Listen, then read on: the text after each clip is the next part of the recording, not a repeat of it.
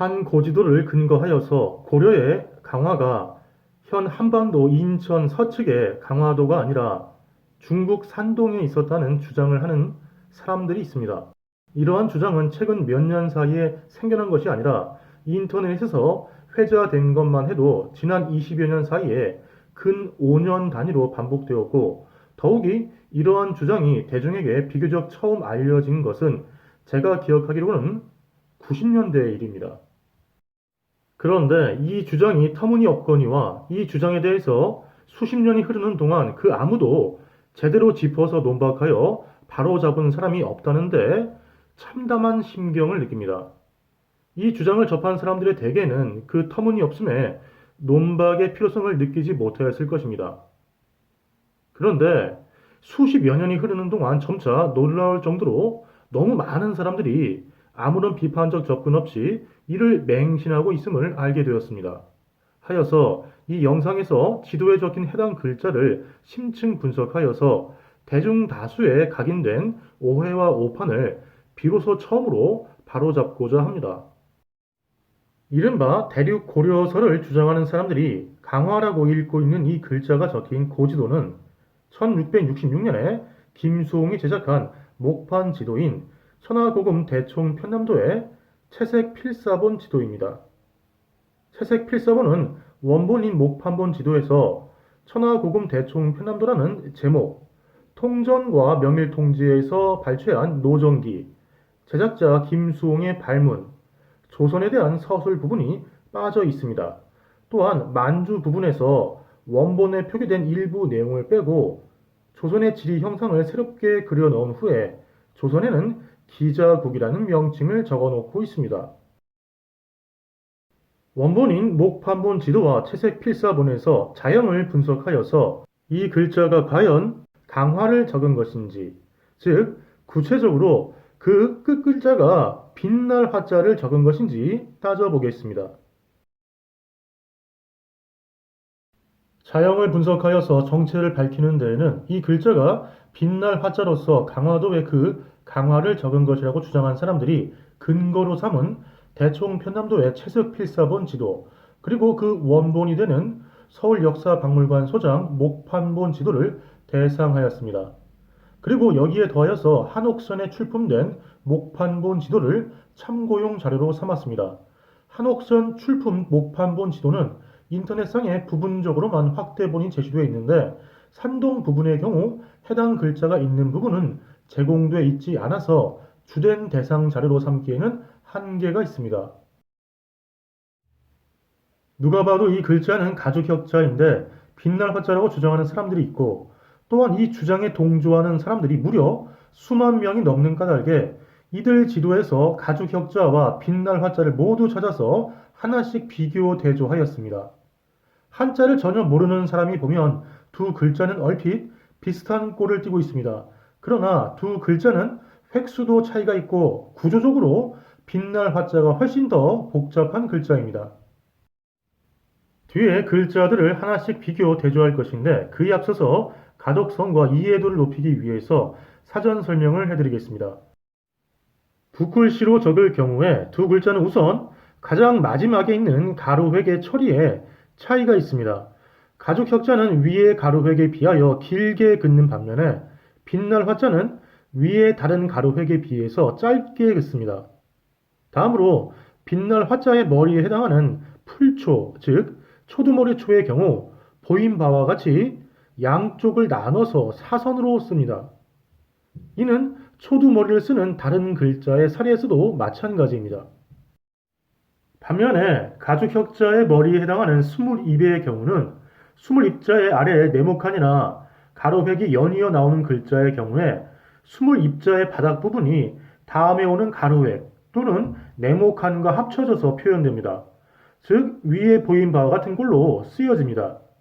그런데 스물입자 다음에 네모칸이나 가로획이 연이어서 쓰이는 글자가 아닌 경우에 빠르게 쓰면서 옆에 초두머리 초처럼 쓰는 경우가 있습니다. 이런 경우에는 스물입자 부분이 초두머리 초자로 오해될 수 있습니다. 더욱이 스물입자의 이체자의 경우 맨 아래에 막힌 부분이 없어서 초두머리 초자와 거의 그 모양이 같습니다. 따라서 그 사료 안에서 해당 글자를 쓰는 경향성과 일관성을 살펴봐야 합니다.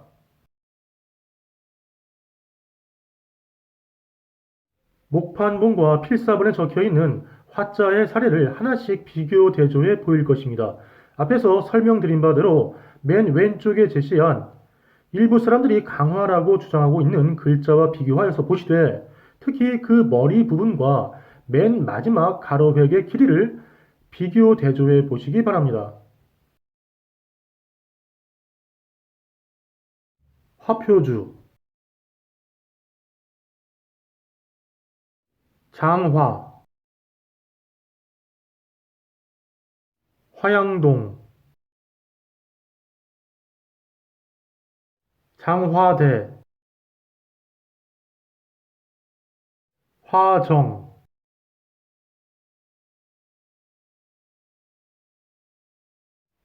구화산, 금화, 화주, 화악, 화음, 금화, 화용, 화양, 화타. 자, 확인해 본 바대로 일부 사람들이 강화를 적은 것으로서 빛날 화자라고 주장하고 무려 수만 명의 사람들이 이를 맹신하는 왼쪽에 제시되어 있는 글자는 빛날 화자가 아닙니다. 글자 자체도 지도에 적힌 여러 빛날 화자와 확연하게 다르며 특히 머리 부분과 맨 마지막 가로획의 길이 처리에서 분명한 차이를 보이고 있습니다.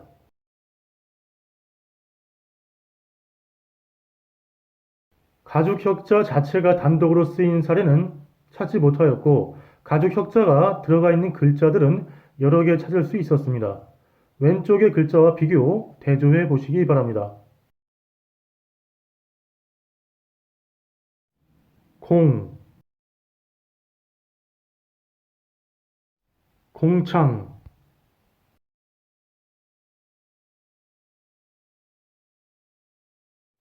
말갈, 달달, 소륵.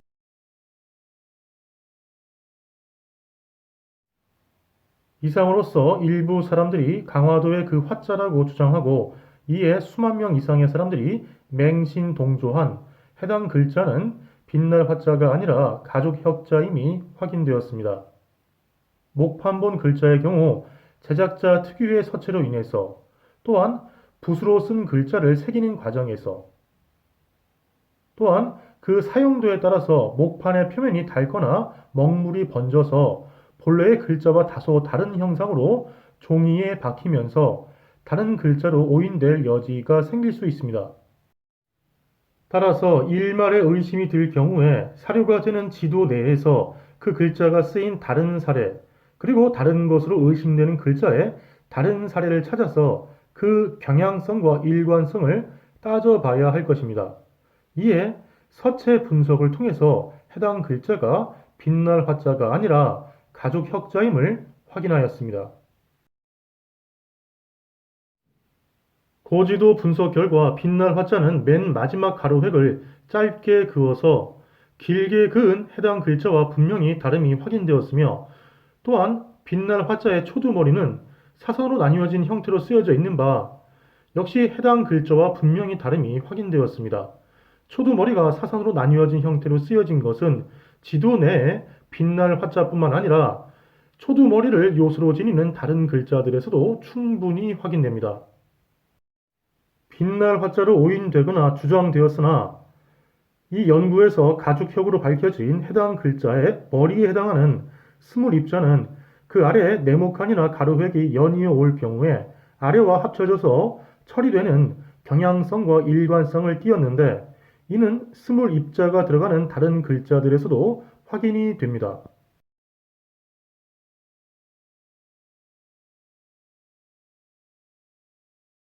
한편 스몰 입자가 들어가는 다른 글자들에서 스몰 입자가 초두머리 초에 붓글씨 형태를 띠고 있는 듯한 사례가 관찰이 되는데, 먼저 두만강에 쓰인 가득 찰 만자의 경우 맨 우측에 초두머리 초 물수변 비우자가 합쳐진 이상한 글자는 채색 필사본에 있는 글자입니다. 그런데 목판본을 확인해 보니 스몰 입자를 빠르게 쓴 자양을 목판에 새기고 그 목판을 탁본한 것을 보고서 필사하는 과정에서 빚어진 차고이자 오기임을 알 수 있습니다. 제비 연자의 경우 스몰 입자를 쓴 형태가 얼핏 보면 초두머리 초자처럼 보이나 자세히 보면 맨 아래에 가로백을 그어서 막고 있음이 확인되어서 초두머리 초자와 다름을 알 수 있습니다. 이러한 만자와 연자의 경우 가죽혁, 누를황, 한나라 한자와 다르게 네모칸이나 가로획이 연쇄되는 글자가 아니어서 가죽혁의 비교 사례로 삼기에는 거리가 있습니다. 17세기 말에 김수홍이 제작한 천하고금 대총 편람도 목판본과 채색 필사본에서 가죽혁자는 기본 서체와 달리 스몰 입자의 맨 아래 부분과 그 다음에 오는 네모칸이 곧바로 합쳐지고 본래 네모칸의 마지막 가로획이 따로 떨어진 형태로 쓰이는 경향성과 일관성이 확인되었습니다. 이러한 경향성은 가죽혁자뿐만 아니라 스몰 입자가 들어가 있는 다른 글자의 사례에서도 확인이 되었습니다. 자, 이상의 심층 분석으로서 해당 글자는 빛날화가 아니라 가죽혁이고, 따라서 해당 단어는 강화가 아니라 강역임이 분명해졌습니다. 자, 이 강역은 무엇을 뜻하고 가리키는 말일까요? 지명일까요? 아니면 인명일까요?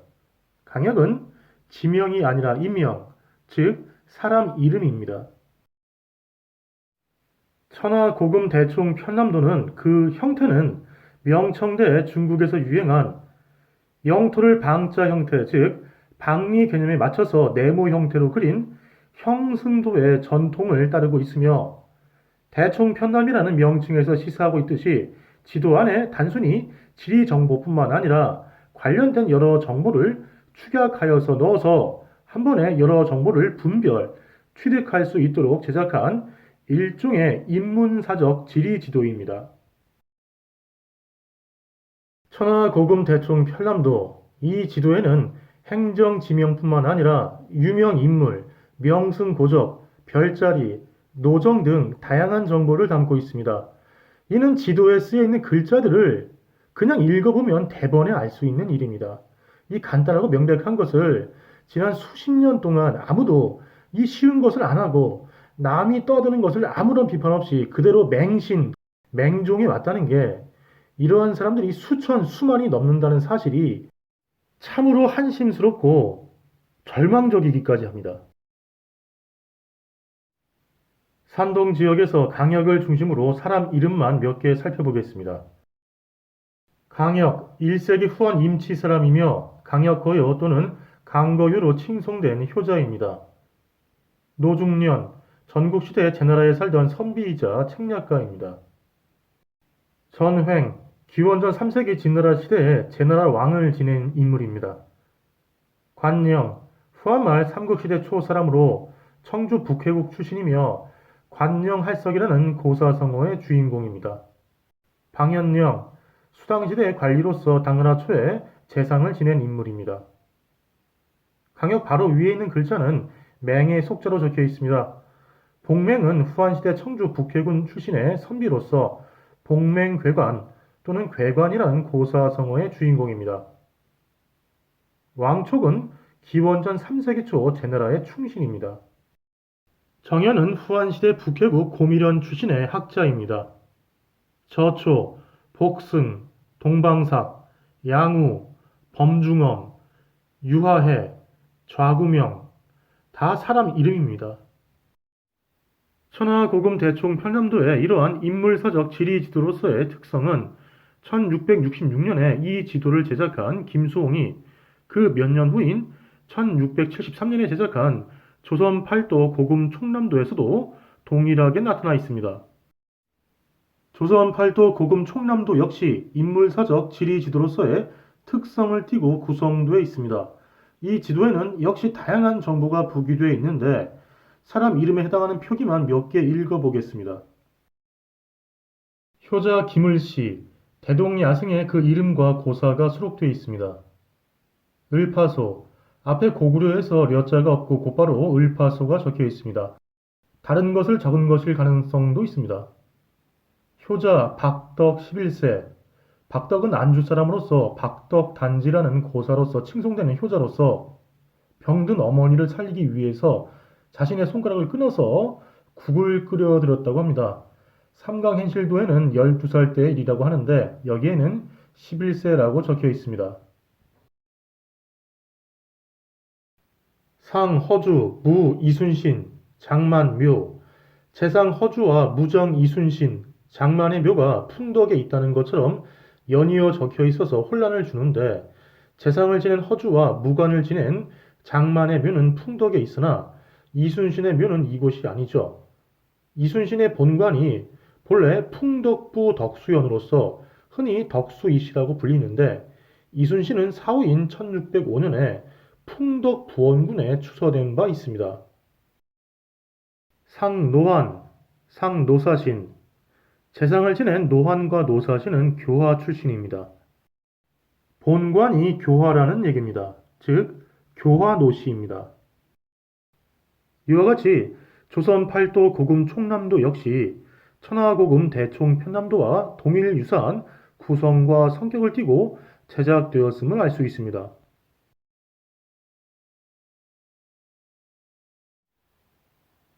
결론. 해당 글자는 강화가 아니라 강약이며 지명이 아니라 임명입니다. 강약은 임치 출신의 효자로서 거효로 칭송된 사람입니다.